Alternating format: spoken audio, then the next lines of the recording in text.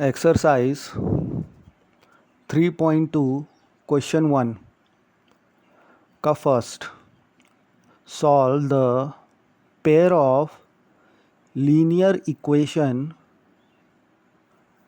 x plus y is equal to 14 and x minus y is equal to 4 by the substitution method. तो हमको दो equation दिए हुए हैं, linear equation in two variables, उसको substitution method से हमको सॉल्व करना है।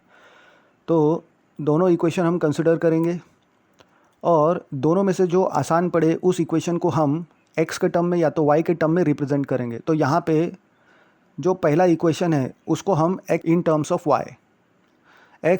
ऑफ y रिप्रेजेंट करेंगे। तो x is equal to 14, y उस साइड जाएगा तो माइनस वाई हो जाएगा, तो x is equal to 14 minus y हो गया, इसको a बोल देंगे। अब ये जो a है इसको हम पुट करेंगे सेकेंड इक्वेशन में, क्योंकि पहले इक्वेशन से हमने ये a ऑब्टेन किया था।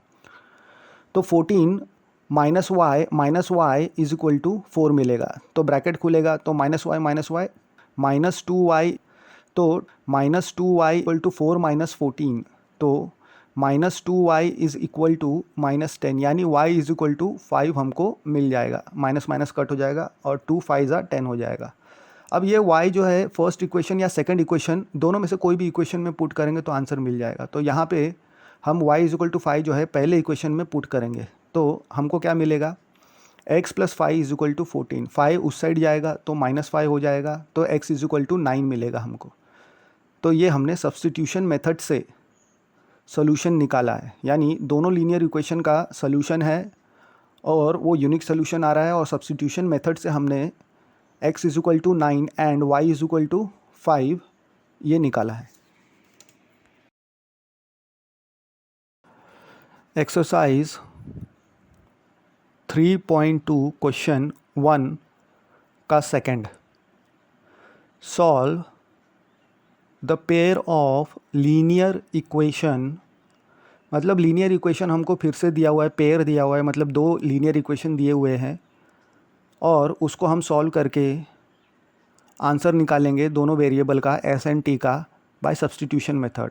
तो पहला दिया है s minus t is equal to 3 and दूसरा दिया हुआ है s by 3 plus t by 2 is equal to 6।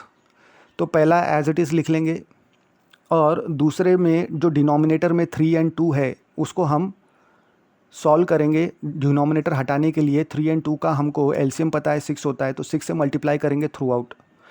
तो 6 into s by 3 plus 6 into t by 2 is equal to 6 into 6 ये मिल जाएगा।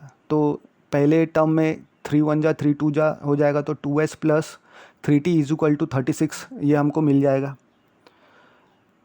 तो अब पहला इक्वेशन आसान है एक्सप्रेस करना, तो हम s को in terms of t express कर देंगे। तो s is equal to t right side जाएगा तो प्लस हो जाएगा, तो s is equal to 3 plus t हमको मिल गया। अब ये s की वैल्यू हम सेकेंड इक्वेशन में डालेंगे, क्योंकि ये फर्स्ट इक्वेशन से हमने a निकाला हुआ है। तो putting a in equation number 2, तो s is equal to 3 plus t put करना है, तो 2 into 3 plus t plus 3t is equal to 36। अब हम ब्रैकेट खोलेंगे, तो 6 plus 2t plus 3t is equal to 36, तो 2t और 3t हो जाएगा 5t। तो नंबर एक साथ, वेरिएबल एक साथ, तो हमको क्या मिल जाएगा, 5t is equal to 36 minus 6, यानी t इज इक्वल टू 30/5, यानी t इज इक्वल टू 6 हमको मिल जाएगा। अब ये जो वैल्यू है ये कोई भी इक्वेशन फर्स्ट में या सो सेकंड इक्वेशन में डालेंगे तो भी आंसर मिलेगा। तो यहाँ पे हम इक्वेशन 1 में डालेंगे t इज इक्वल टू 6, तो हमको क्या मिलेगा, s minus 6 is equal to 3, 6 उधर जाएगा तो प्लस हो जाएगा, तो s इज इक्वल टू 9 मिल जाएगा हमको आंसर। तो हमने सब्सटीट्यूशन मेथड का इस्तेमाल करके t का वैल्यू 6 निकाल लिया, s का वैल्यू 9 निकाल लिया, और दोनों लीनियर इक्वेशन कैसे हमको यूनिक सोल्यूशन दे रहे हैं।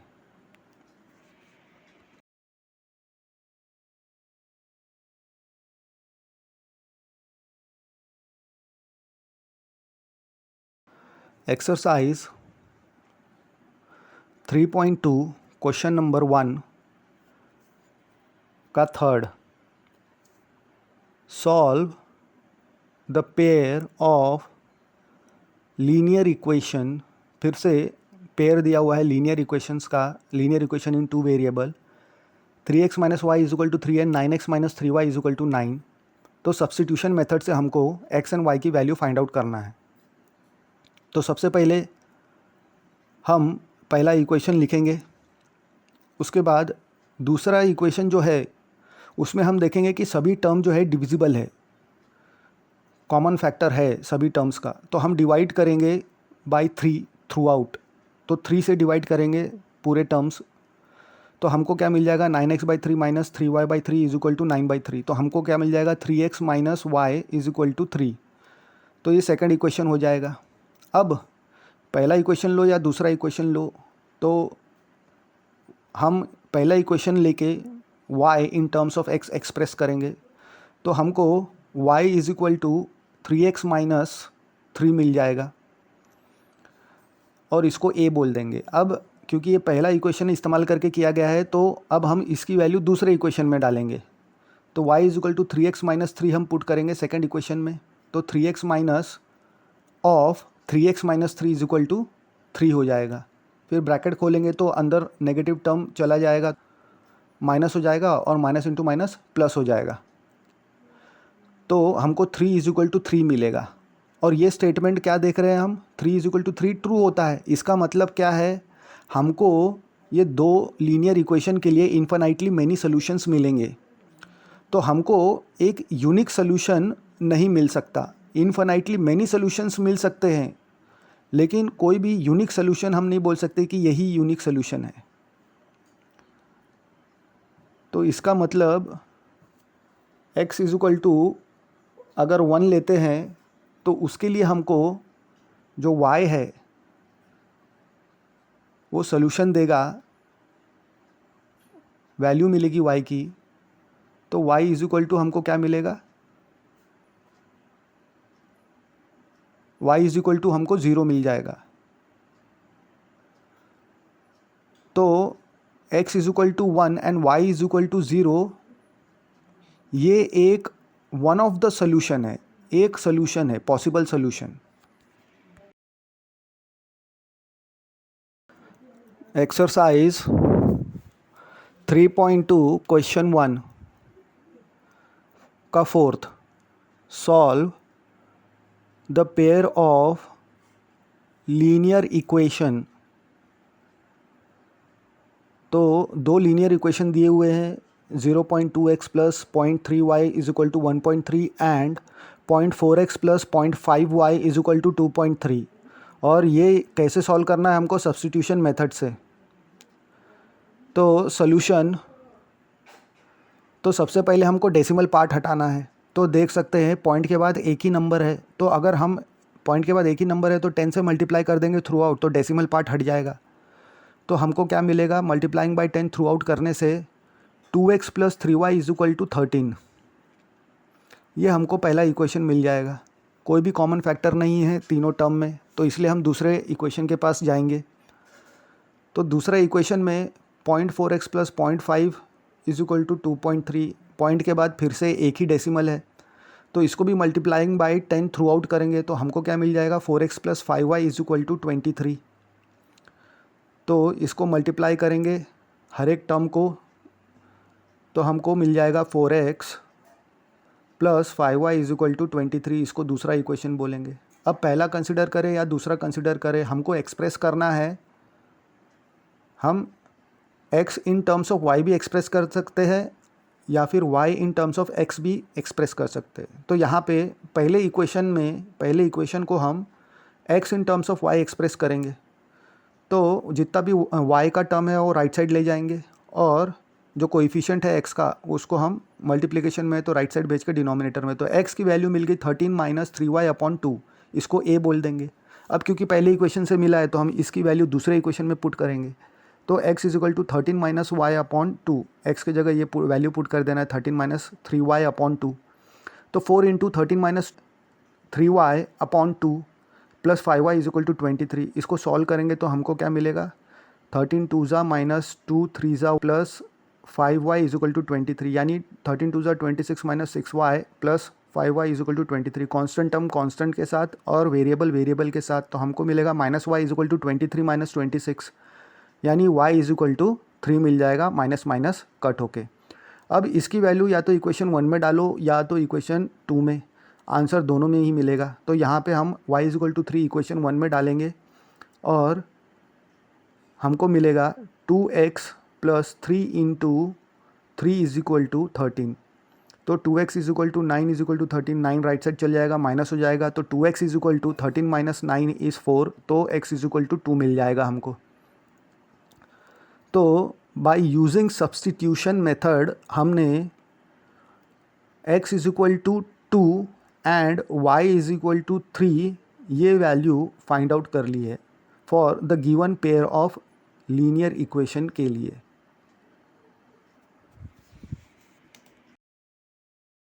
एक्सरसाइज 3.2 क्वेश्चन 1 का 5 solve the pair of linear equation. तो हमको जो लीनियर इक्वेशन दिया हुआ है, दो लीनियर इक्वेशंस दिए हैं, √2x plus √3y is equal to 0 and √3x minus √8y is equal to 0। इसको सॉल्व करना है। दोनों ही इक्वेशन लीनियर इक्वेशंस है। तो √2x plus √3y is equal to 0 पहला इक्वेशन लिख लेंगे, फिर दूसरा इक्वेशन लिख लेंगे √3x minus √8y is equal to 0। फिर पहला इक्वेशन या दूसरा इक्वेशन हम y को in terms of x represent कर सकते हैं या x को इन टर्म्स ऑफ y।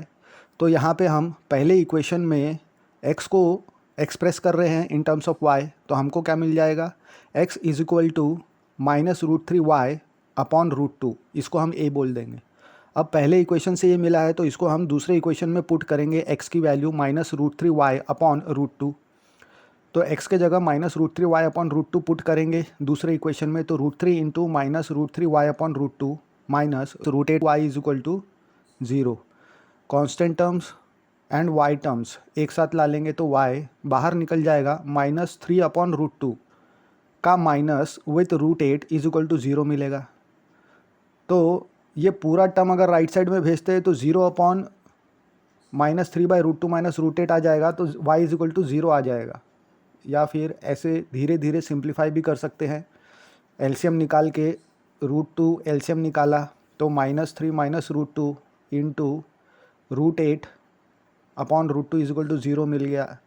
तो पहले √2 को भेजा राइट साइड में तो वो 0 हो गया, फिर -7 को भेजा तो वो 0 हो गया। तो y इज इक्वल टू हमको ऐसे भी 0 मिल जाएगा। अब y इज इक्वल टू 0 हम इक्वेशन 1 में पुट कर सकते हैं या तो इक्वेशन 2 में पुट कर सकते हैं।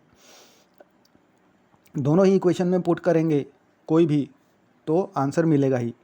तो √2x plus √3 into 0 is equal to 0, तो √3 इंटू 0 क्या हो जाएगा, 0 हो जाएगा। तो √x इज इक्वल टू 0 मिल जाएगा, तो x इज इक्वल टू भी 0 मिलेगा। तो इसका मतलब सब्स्टिट्यूशन मेथड से हमको x की भी वैल्यू 0 मिल रही है और y की भी वैल्यू 0 मिल रही है। जो हमको पेयर ऑफ लीनियर इक्वेशन दिया हुआ था उसको सॉल्व किया हमने सब्स्टिट्यूशन मेथड से, तो x एंड y बोथ 0 आ रहा है। एक्सरसाइज 3.2 क्वेश्चन 1 का 6th वन देखेंगे। तो बोलता है solve the pair of linear equation. तो फिर से दो लीनियर इक्वेशन हमको दिए हैं, उसको हमको सॉल्व करना है सब्स्टिट्यूशन मेथड से। 3x/2 minus 5y/3 is equal to -2 पहला इक्वेशन। दूसरा x/3 plus y/2 is equal to 13/6, हमको ये दूसरा इक्वेशन दिया हुआ है। तो जो डिनोमिनेटर है उसको न्यूट्रलाइज करेंगे सबसे पहले। तो पहला इक्वेशन जो देख रहे हैं हम, उसमें डिनोमिनेटर पहले टर्म में 2 है, दूसरे टर्म में 3 है। तो 2 3 का एलसीएम 6 होता है, तो 6 से मल्टीप्लाई करेंगे पहले इक्वेशन को थ्रू आउट। तो हमको 6 into 3x upon 2 minus 6 into 5y upon 3 is equal to -2 into 6 मिलेगा। तो 2 से डिवाइड होगा पहले टर्म में तो 3 बचेगा, और सेकंड टर्म में 3 से डिवाइड होगा तो 2 बचेगा, और इधर 2 इंटू 6 12 हो जाएगा, -2 होने के कारण -12 हो जाएगा। तो 9x minus 10y is equal to -12 हमारा पहला इक्वेशन। अब दूसरा इक्वेशन जो है उसमें भी 3 and 2 डिनोमिनेटर में अगेन एलसीएम 6 बनता है, तो 6 से मल्टीप्लाई करेंगे थ्रू आउट तीनों टर्म को। तो 6 से मल्टीप्लाई करेंगे तो 6 into x/3 plus 6 into y/2 is equal to 13/6 into 6 मिलेगा। तो पहले टर्म में 3 है डिनोमिनेटर में तो 2x मिल जाएगा, दूसरे टर्म में 2 है डिनोमिनेटर में तो 3y मिल जाएगा, और तीसरे टर्म में कांस्टेंट टर्म जो राइट साइड में है 6 है नीचे तो उधर सिर्फ 13 बचेगा। तो 2x + 3y = 13 हमारा दूसरा इक्वेशन बन गया। अब दो में से कोई भी इक्वेशन हम चूज़ करेंगे, तो पहला चूज़ कर लिया। अब y को इन टर्म्स ऑफ x में एक्सप्रेस करो या x को इन टर्म्स ऑफ y में एक्सप्रेस करो। तो x को कर लेते हैं पहले इक्वेशन में। तो पहला इक्वेशन हमने कंसिडर किया, y की टर्म राइट साइड में भेजी, और राइट साइड में भेजने के कारण उसका साइन चेंज हो गया, और उसके बाद 9x था तो 9 डिनोमिनेटर में चला गया राइट साइड में, क्योंकि 9 इधर लेफ्ट साइड में मल्टीप्लिकेशन में था। तो x = -12 + 10y/9 ये a मिल गया। अब क्योंकि ये पहले इक्वेशन से मिला तो दूसरे में पुट करेंगे। तो दूसरे में जब हम पुट करते हैं तो हमको क्या मिलता है, 2 × -12 + 10y/9 + 3y = 13।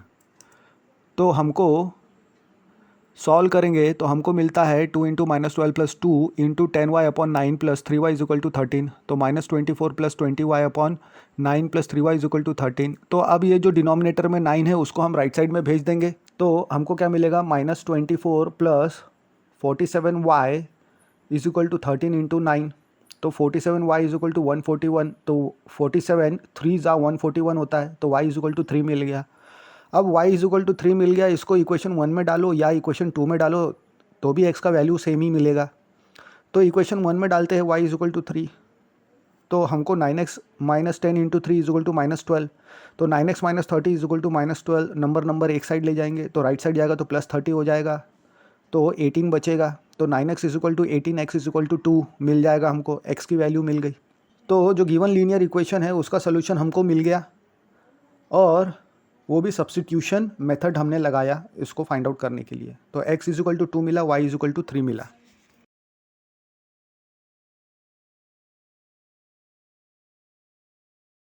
Exercise 3.2 question number 2, तो उसको सॉल्व करेंगे। तो बोलता है solve 2x + 3y = 11 and 2x - 4y = -24। तो ये जो दो लीनियर इक्वेशन इन 2 वेरिएबल्स दिया हुआ है उसको सॉल्व करना है हमको, और वैल्यू ऑफ m निकालना है फॉर दिस y = mx + 3। तो जब दो लीनियर इक्वेशन सॉल्व करेंगे तो x की वैल्यू मिल जाएगी, y की वैल्यू मिल जाएगी, और इस x और y की वैल्यू जब हम ये y = mx + 3 में डालेंगे तो m की वैल्यू मिल जाएगी। तो पहला इक्वेशन हम कंसिडर करते हैं, 2x + 3y = 11। फिर दूसरा इक्वेशन हम लिख लेंगे 2x - 4y = -24। अब सेकंड इक्वेशन में हम देख रहे हैं कॉमन फैक्टर है, तो डिवाइडिंग बाय 2 थ्रू आउट हमको क्या मिल जाएगा, x - 2y = -12। ये हमारा दूसरा इक्वेशन बन जाएगा। अब दूसरे इक्वेशन में इस बार हम एक्सप्रेस करेंगे x को इन टर्म्स ऑफ y।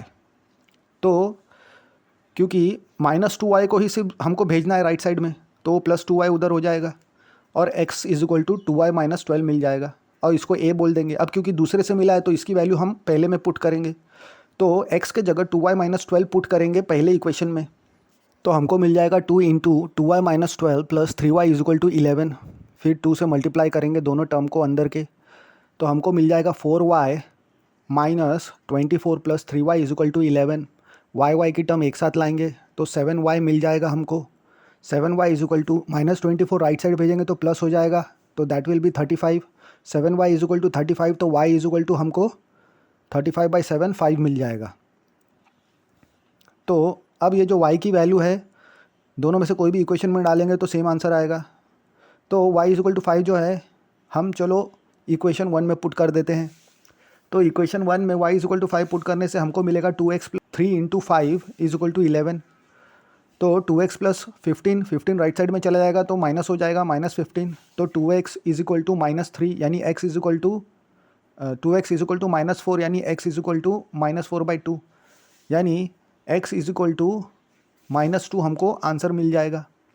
तो हमको इसका सोल्यूशन मिल गया ऑफ द गिवन जो pair of linear equation in 2 variable हमको दिया गया था उसका सोल्यूशन हमको मिला। और सोल्यूशन क्या है, x = -2 मिला एंड y = 5। देयरफॉर अब हमको y = mx + 3 में इन x और y की वैल्यू डालेंगे तो हमको m की वैल्यू मिल जाएगा। तो putting both x and y value in y is equal to mx+3 हमको क्या मिलेगा 5 is equal to m into -2+3 तो कांस्टेंट टर्म एक साथ ला लेंगे तो 5 - 3 2 हो जाएगा तो 2 is equal to -2m therefore m is equal to -1 मिल जाएगा।